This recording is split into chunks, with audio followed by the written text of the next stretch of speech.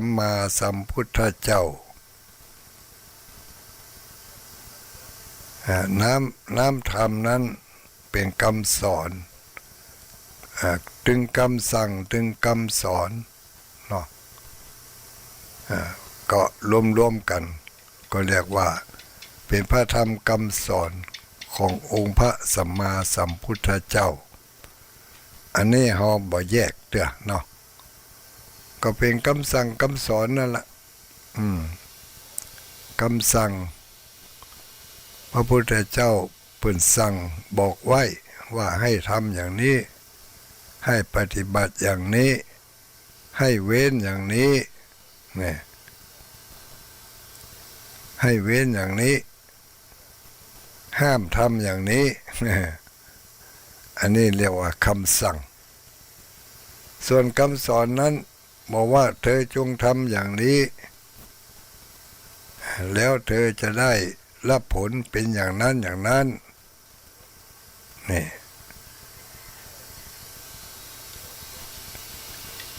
คำสั่งคำสอนรวมกันแล้วก็คือเป็นพระธรรมหรือว่าน้ำธรรมคำสอนของพระบวรสัมมาสัมพุทธเจ้าเพิ่นได้ตรัสสอนแก่พุทธบริษัททั้งหลายเมื่อ 2,000 กว่าปีมาแล้ว ปัจจุบันนี้ก็ยังใช้ได้อยู่ใช้ได้ทุกบททุกบาททุกคำสอนเพราะว่าเป็นคำสอนที่เป็นอมตะไม่ตายไม่สูญสลายไปกับกาลเวลาบ่มีการเปลี่ยนแปลงไม่มีการเปลี่ยนแปลงเป็นว่าอย่างใดก็ยังเป็นอย่างอันอยู่จนถึงปัจจุบันนี้หมู่เฮาทั้งหลายก็ได้มาศึกษาเรียนรู้จากผู้รู้ทั้งหลายจากผู้จำมาผู้รู้ผู้จำแล้วก็เอามาก่อยเนี่ยไปทำไปปฏิบัติไปก็จะเกิดความสุขถ้าบ่ได้ทำตามนี้หรือว่าทำผิดไปจากที่เพิ่นได้สั่งได้สอนเอาไว้ก็จะเกิดความทุกข์อย่างที่เพิ่นบอกว่าอินาทานังทุกขังโลเกเนาะการกู้หนี้การยืมหนี้เป็นทุกข์ในโลกอันนี้คำสอนนะแล้วมันจริงบ่จริงอ่ะแล้วบ่ใช่สอนบ่เร็วนี่เพิ่นสอนมาได้ 2,000 กว่าปีแล้วอินาทานังทุกขังโลเกการกู้หนี้เป็นทุกข์ในโลกหรือว่าคนเป็นหนี้คนเป็นหนี้เป็นทุกข์ในโลกนี่แต่ก็เป็นว่าเมื่อก่อนพศ1พุ่นน่ะ แล้วมันเดือนนี้2,568 ปีแล้วนี่เนี่ยที่ตุลุงว่าเป็นอมตะธรรมคือธรรมที่ไม่ตายคำสอนที่ไม่ตายใช้ได้ทุกโอกาสทุกเวลาทุกสถานที่ไม่เลือกพศไม่เลือกคนด้วยนะมาเลือกคน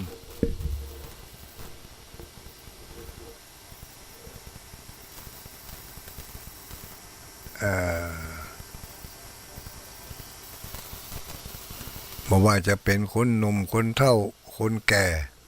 เชื้อชาติใดก็ตามลองไปกู้หนี้พอเด้อ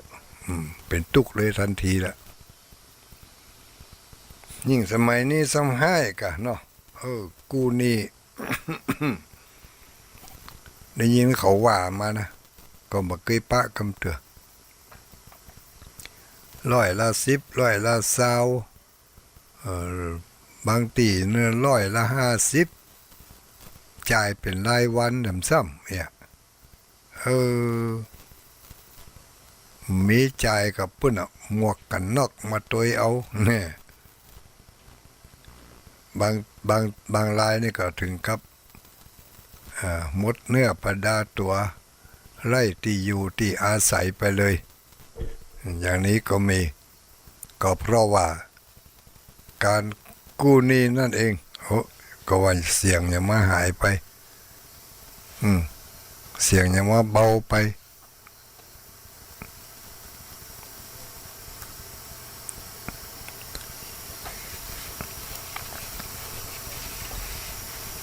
เอาแล้วเท่าเรา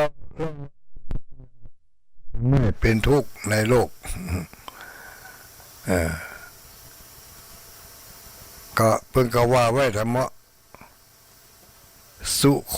ปุญญสะอุจจโยเนี่ยการสั่งสมบุญนำสุขมาให้นี่การสั่งสมบุญการหอมบุญน่ะสั่งสมก็คือการหอมไว้เก็บไว้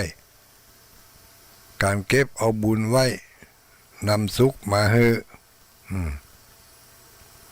แล้วก็มีหลายอย่างเนาะตะกี้เขาว่าที่เป็นทุกข์นะก็มีหลายอย่างเหมือนกันแต่ยกหัวข้อมาที่จำได้เนาะการกู้หนี้เป็นทุกข์ในโลกแล้วก็ตั้งแห่งความสุข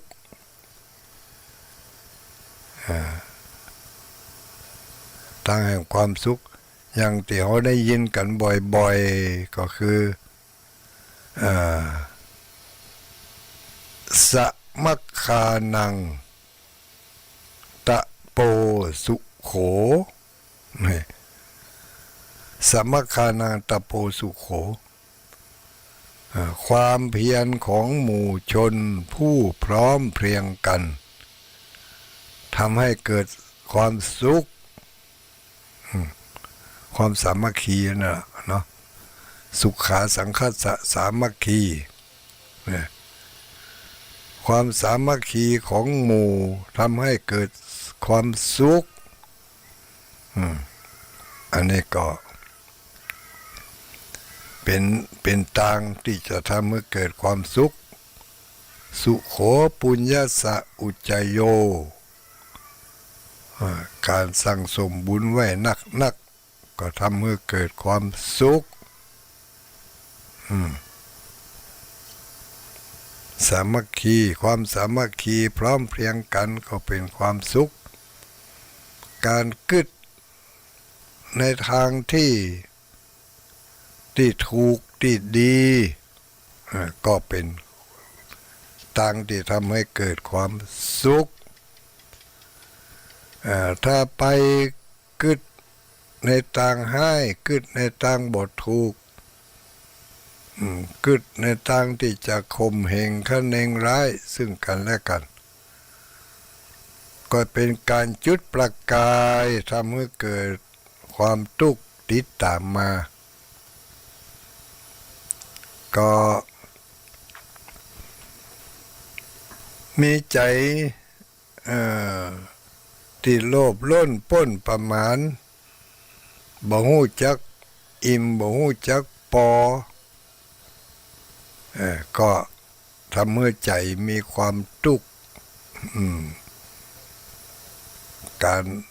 การโลภล้นพ้นประมาณที่จะพึงได้ใครได้ในสิ่งที่เกินกำลังเกินความสามารถเกินหน้าบุญของตัวเก่ามันก็ไปทำให้เกิดความทุกข์อยากได้ก็เป็นทุกข์อยากบ่ใครได้ก็เป็นทุกข์รวมความแล้วก็คือความอยากเป็นทุกข์ความอยาก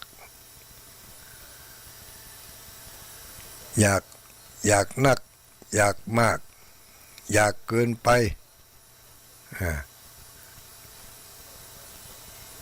อยากใครถูกรางวัลที่หนึ่ง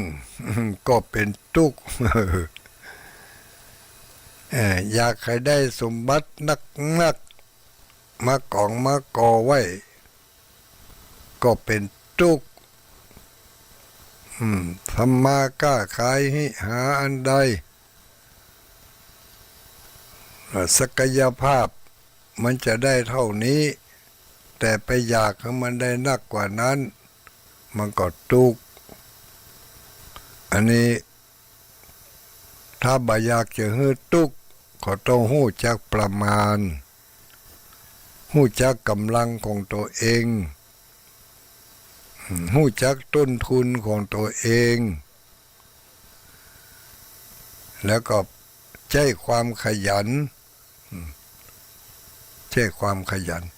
อดทนอดกลั้นอดออมตามกำลังที่เรามีอยู่ตามศักยภาพที่เราจะเนี่ยได้ทำได้เนี่ยไปทำไปด้วยความขยันหมั่นเพียร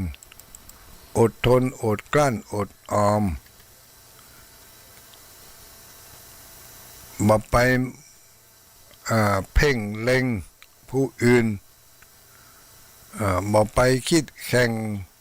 บุญแข่งวาสนามายังกระไผเปิ้นล่ำเปิ้นรวย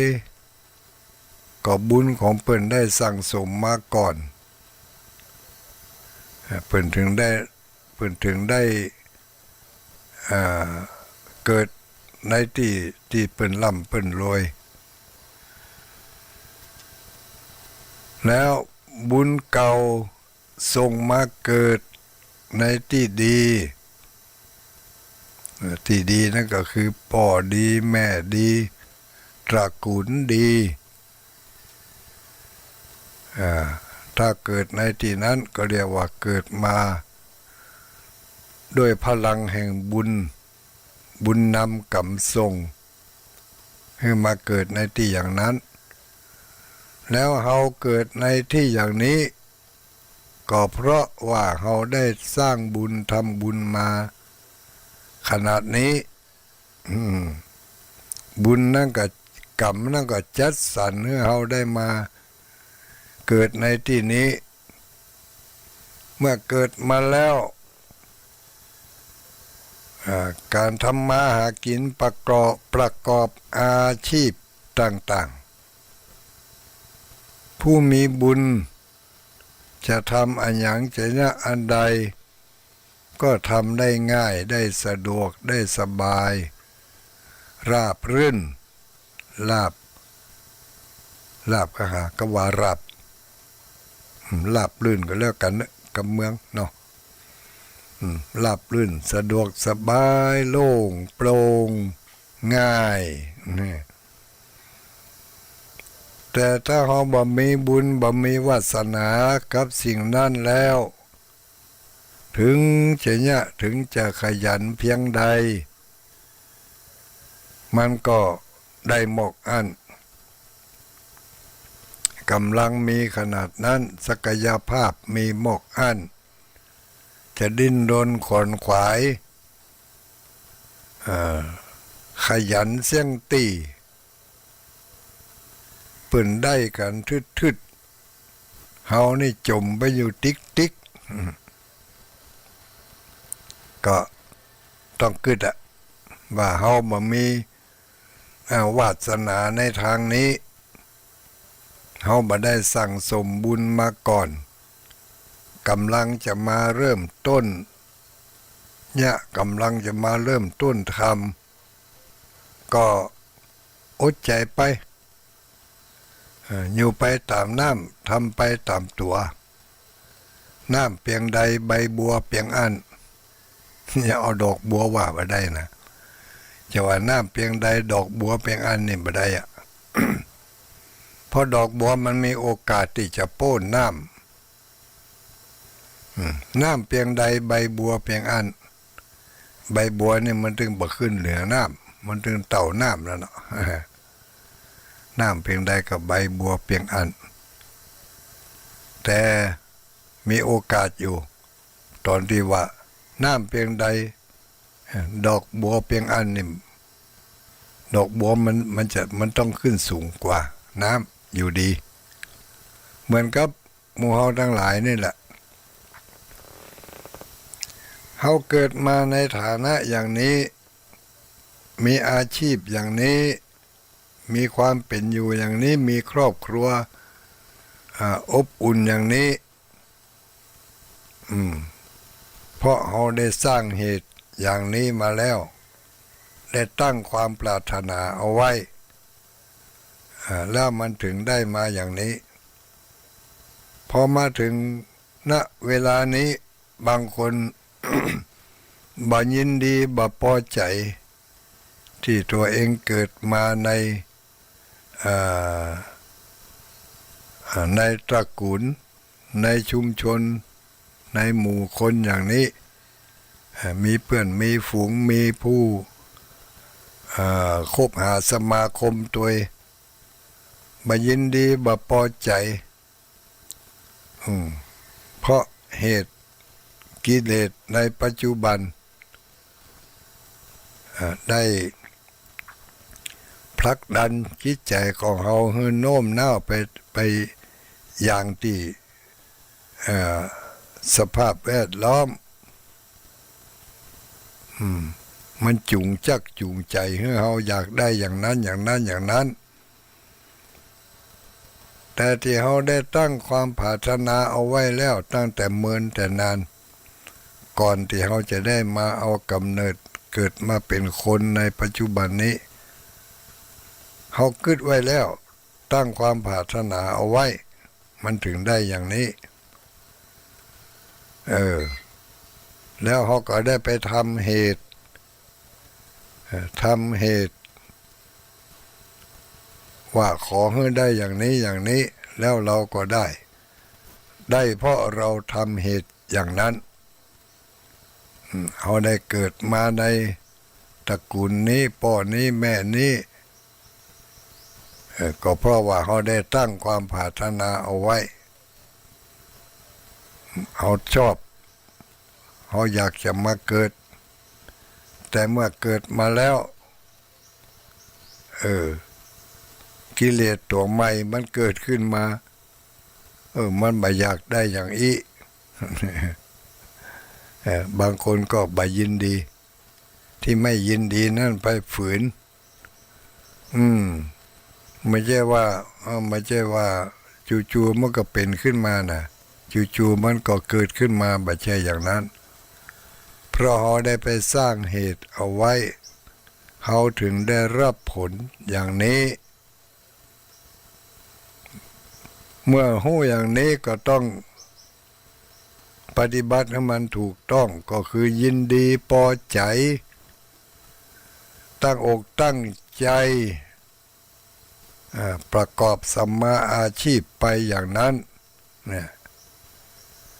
ญาติโยมปู่อุ้ยแม่อุ้ยทั้งหลายหมู่เฮาทั้งหลายนี่ถ้าใครว่าเกือบจะหมดเวลาแล้วที่จะได้ไปทำอย่างอะไรแต่ก็เอาความรู้ความเข้าใจเหล่านี้ไปชี้แนะชี้นำบอกกล่าวให้ลูกให้หลานให้เขาได้ยินดีพอใจในสภาพที่เขาเป็นอยู่บ่ต้องไปทะเยอทะยานจนเกินไปทะเยอทะยานเกินไปถ้ามันเกินลิมิต ถ้าเกินลิมิตยำหัวแปลว่าไม่ยำหัวถ้ามันเกินฐานะที่จะพึงได้ไปใฝ่ฝันไขว่คว้าจนเกินไปเกินฐานะเกินตัวเกินความสามารถเกินศักยภาพเกินบุญเกินวาสนาอย่างเนี้ยแทนที่จะได้ดีก็กับทุกเบี้ยเสียของเสียองค์ลักษณะเสีย บางทีบางครั้งบางคราวถึงกับเสียชีวิตไปเลยเพราะว่าไปไขว่คว้าไฟฝันเกินบุญเกินวาสนาที่ตัวเองได้ทำได้ตั้งใจทำมาอย่างนั้นก็ต้องทำใจต้องมีความเข้าอกเข้าใจตั้งหน้าตั้งตาทำมาหากินไปตามบุญตามวาสนาที่เขาได้สั่งสมมาแล้วเขาไปหู้ได้อย่างใดไปหู้ได้อย่างใดก็หู้ได้ด้วยการสังเกตสังกางานการที่ทำความพึงพอใจที่พึงได้ยินดีเท่าที่ได้พอใจเท่าที่มีพอใจเท่าที่มียินดีเท่าที่ได้ไม่ทะเยอทะยานจนเกินไปความขยันนั่นเป็นหน้าที่เป็นที่จะพึงมีแต่ว่ามันได้มานักได้มาน้อยนั่นอันนั้นจะโยติบุญวาสนาแถมกรรมหนึ่งบุญวาสนาแถมกรรมหนึ่ง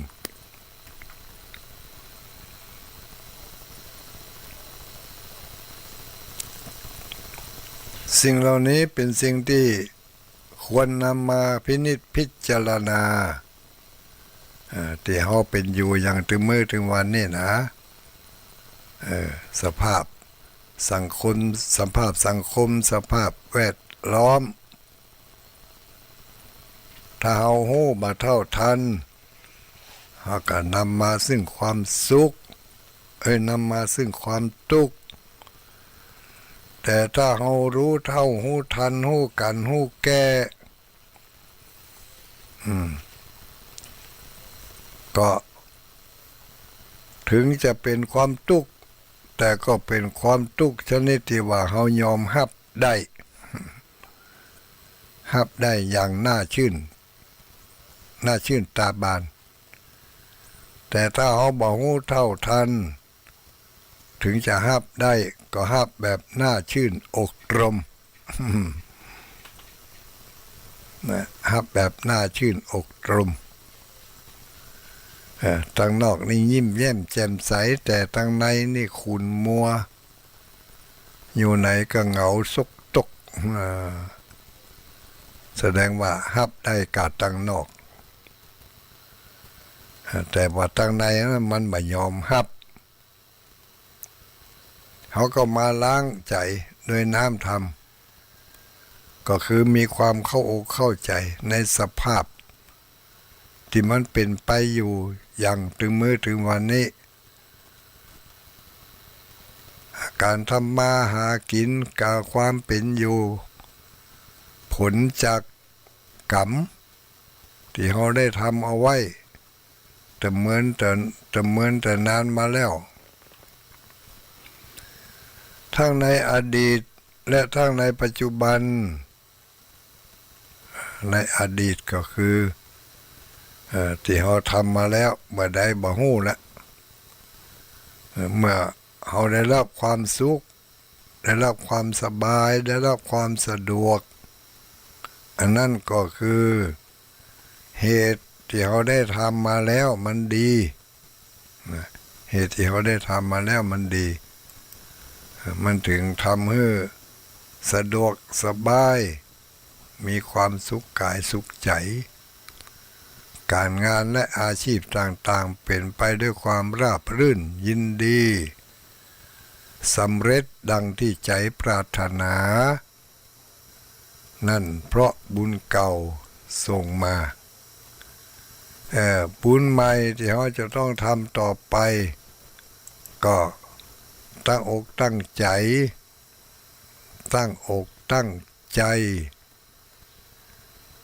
ทำในสิ่งที่พระพุทธองค์สัมมาสัมพุทธเจ้าได้ชี้แนวทางเอาไว้ที่เรียกว่าเป็นมรรคเมื่อทำไปตามมรรค ผลมันก็จะเกิดเป็นมรรคเป็นผลเป็นมรรคเป็นผลมรรคคือหนทางผลคือสิ่งที่คือจุดหมายปลายทางเป็นมรรคเป็นผลเจ้าวันนี้ ฝากเอาไว้ว่าการบริโภคการเสพข่าวอย่างต่างๆหมู่เฮาทั้งหลายก็พยายามเนอะใช้ดุลยพินิจพิจารณาให้ดีเมื่อข่าวใดเรื่องใดที่มันนำความทุกข์มันบ่ม่วนหันแล้วมันบ่สำหานใจก็จะไปเคร่งเครียดกับมันนัก จะไปใส่ใจกับมันนักทางที่ดีก็บ่ต้องไปติดตามมันนะเพราะว่าถึงมื้อถึงวันนี้หมู่เฮาทั้งหลายมีกระจกมีสื่ออยู่ในมือการบริโภคการรับสื่ออย่างต่างๆข่าวสารส่งมาทั้งรูปทั้งเสียงทั้งให้ได้อ่านให้ได้หันบางเตื้อมันก็บ่เป็นความจริงบ่เป็นความจริงแล้วมันก็บ่ถูกอกบ่ถูกใจบ่ใช่กล้าบ่ถูกอย่างเดียวอย่าให้ใจเป็นทุกข์ตัวเดิมต่างหากเมื่อเสพไปหู้ไปหันไปมันเกิดความทุกข์บางทีมันอาจจะบ่เกิดทุกข์ในขณะนั้นมันหมอกลำคาญนี่นะหมอกเนี่ยคือจังนี่แต่เก็บไว้สะสมไว้อ่านหลายๆเตื้อเข้าหันหลายๆครั้งนั่นน่ะจะเกิดความทุกข์ขึ้นมาเพราะว่ามันไปเก็บเอาไว้เหมือนกับการสุ่มไฟนี่ไงเหมือนกับเอาขี้เต่าไปปกถ่านไฟแดงเนี่ยขี้เต่าเขาปกมันปกละไว้หั่นถ่านไฟมันมีอยู่วันดีคืนดีถ้าเกิดว่ามีขี้เหยื่อขี้โยกไปตกใส่ไปในตกใส่ที่ขี้เต่าปกอยู่นั่นมันก็จะเริ่มมีควันถ้าขี้เหยื่อไปปะใส่ถ่านมันก็จะเริ่มมีควันขึ้นมาจุนมีสิ่งอื่นเข้ามาผสมผสานมีออกซิเจนมีอากาศมีอย่างเข้ามาผสมผสานมันได้จังหวะเหมาะก็ลูกเป็นเปลวขึ้นมาทันทีลูกเป็นเปลวขึ้นมามีการแสดงออกเต็มที่เลยก็คือเป็นเปลวลูกตั้งเป็นตัวว่าสุดเจนไม่ได้เจนหลัวสุดเจนควันมัวเป็นเปลวลูกตั้งการสร้างสมไว้ซึ่งการบริโภคการอ่านการพอการกอยข่าวคราวอย่างต่างๆที่มันไร้สาระที่มันเกินความจริงใส่ร้ายป้ายสีกระแทกแล้วกระแทกแถมเอามาซ้ำมาย่ำอยู่นั่นเรื่องบดีทั้งหลายแต่ถ้าหากว่าเขาไปสนใจมันใส่ใจมันก็อยากให้เขาเดินไปในทางที่บดีไปอยู่ติ๊กเนี่ยก็หู้อยู่ว่าทางเส้นนี้มันบดีแต่เขายังเสพยังอ่านยังใส่ใจมันอยู่ก็อยากให้เขาได้รับไปอยู่ถึงวันเกิดความเครียดขึ้นมาจุดประกายก็คือเกิดความเครียด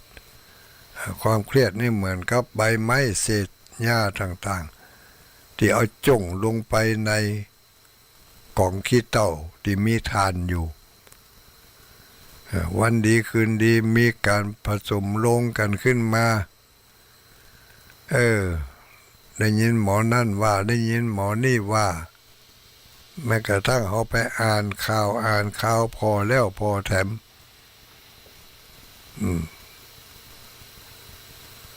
ถึงระดับหนึ่งมันก็เกิดปะทุเป็นเปลวเป็นไฟขึ้นมาอาจจะมาเป็นเปลวเป็นไฟกับสิ่งเหล่านั้นแต่อาจจะไปเป็นเปลวเป็นไฟกับสิ่งอื่นที่อยู่ใกล้ๆตัวอย่าให้อันดับแรกอย่าให้อารมณ์เสียโอ้ถึงมื้อถึงวันนี้นะแม่เอ้ยถึงบ่พออย่างเขามีก็ฆ่ากันฟันกันแทงกันเป็นข่าวที่บดีทั้งนั้นเมื่อเขาไปหันข่าวบดีได้ยินข่าวบดีก็ยะให้ใจบดีก็ทำให้เกิดความคิดที่บดีนี่ในเมื่อใจบดีมันก็กึดบดีเนาะถ้าใจดีมันก็กึดดีการรับข่าวเสพข่าวก็เหมือนกันเฮายังบ่มีพลังเพียงพอที่จะไปต่อต้านไปช่วยลดความรุนแรงต่างๆเหล่านั้นลงได้มามีกะกำกึดไปโทษคนอื่นโทษคนนั้นโทษคนนี้โทษหน่วยงานและองค์กรยาบ้ายาม่ามีเต็มบ้านเต็มเมืองเจ้าหน้าที่มันหายไปไหน กฎหมายยังบ่เคร่งครัดแท้ๆไปกึดปุ่นเนาะถึงเมื่อถึงวันนี้สังคมมันโหดเหี้ยมทารุณบุบกันตีกันลูกเต้าหลานเหลนบ่เชื่อฟังพ่อแม่ภายบ่ป้อยังขู่ยังเข็นยังฆ่าตัวแหมต่างหากไปตุกไปแล้วเป็นตุกหน้าป้าปั้นก็เพราะว่าเขาไปเสพพระสงฆ์องค์สังฆเจ้าถึงมื้อถึงวันนี้บ่น่าไว้ใจละหันหน้าบ่หันใจหันตัวบ่หันไหน จะใส่บาตรญาติพวกก็โอ้นักแกเนอะบ่ค่อยเต็มใจเหมือนแต่ก่อนไปเหี้ยเขาไปฮู้ได้ยังไงแต่ก่อนก็บ่เดียวเนาะก็ฮู้อยู่หันอยู่ถึงมื้อถึงวันนี่ออกข่าวนั่นน่ะการเสพข่าวจะว่าบดีก็มันก็ดีสำหรับผู้ที่มีวิจารณญาณพอก็พอจะนั่นน่ะบ่ให้มันเข้าไปตุกในใจบ่เก็บสะสมไว้บ่มีความอัดอั้นตันใจพอแล้วมันมีประโยชน์ก็เก็บมาใจบ่มีประโยชน์ก็ทิ้งไปขว้างไปแล้วไปหายไปเนี่ยได้ตามที่เขาเสนอมาก็เนี่ยไปเนี่ยบ่ได้ก็ละไว้หั่นบ่เก็บมาเป็นกำกึดนักอกนักใจก็ดีเนาะสุขาสังคัสสะสามัคคีความพร้อมเพรียงเอียงหน้าของหมู่ของคณะของชุมชนทั้งหลายเพิ่นมีการมีงานบ้านเหนือบ้านใต้ก็ไปช่วยเพิ่นเหียวันนี้จะไปไหนไปงานบ้านศพกะไปเงินใหม่กะไปแต่งงานกะไปบำเพ็ญสาธารณประโยชน์กะไปปฏิบัติธรรมกะเป็นหมู่เป็นคณะกะไปกะไปเนี่ยอย่างไปทำบุญเนื่องด้วยเหตุอันใดมันก็มีหลายทำบุญอยู่ที่จะเกิดขึ้นในวันต่างหน้านี่ให้บักกี่วัน วันนี้วันที่อย่างละวันนี้วันที่29ตวา28มีการสวดถวายพระพรพระเจ้าอยู่หัววันนี้วันที่29วันที่29ลูกจากวันที่29ไปถึงวันที่21เดือนมิถุนายนที่จะถึงนี้มีกิจกรรมงานบุญของกลุ่มหมู่เฮาทั้งหลายก็คือกลุ่มนักศีลนักบุญผู้มีบุญผู้ใฝ่บุญเนี่ยจะมีการทำพิธีหล่อเทียนพรรษาเป็นงานกิจกรรมประจำกลุ่มของคลื่นสีขาวเฮาไว้มีโอกาสได้รวมกันได้ไปปะกันได้ไปร่วมสนุกสนาน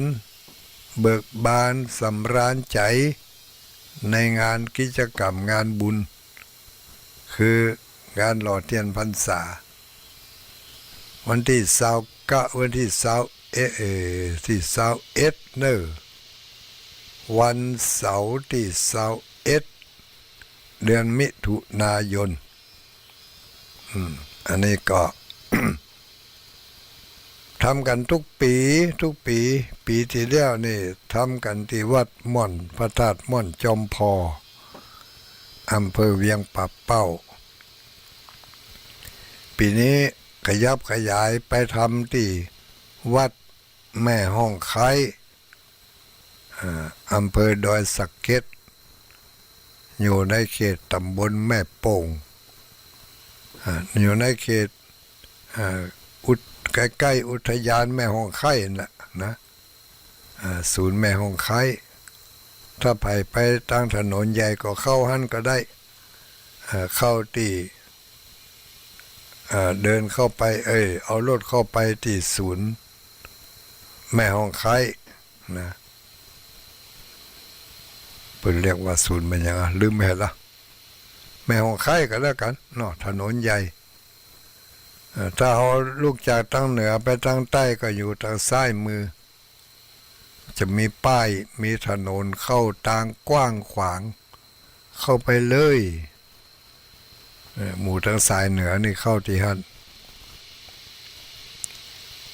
แต่หมู่ทางสายใต้ทีนี้ก็จะมีป้ายบอกจะมีธงปักไว้เข้าทัดใดไปหล่อเทียนป้ายหล่อเทียนแผ่นใหญ่ๆหล่อเทียนพรรษาเนี่ยเนาะทำเป็นป้ายแผ่นใหญ่ๆเอาธงชาติธงเสมาปักเป็นสัญลักษณ์ให้หันได้ง่ายแล้วก็มีลูกศรจี้เข้าไปก็ไปตามลูกศรนั่นน่ะคนขับรถก็ต้องสังเกตสังกาหน่อยถ้าล่ำไปแล้วก็ ถอยมายากนะวันที่21มิถุนายนในพิธีหล่อเทียนพรรษานั้นมีช่องทางที่จะทำให้ได้มีโอกาสร่วมน้ำจิตน้ำใจกันก็อยู่หลายช่องทางอยู่ช่องทางที่หนึ่งเป็นเจ้าภาพเทียนพรรษาเจ้าภาพเทียนพรรษา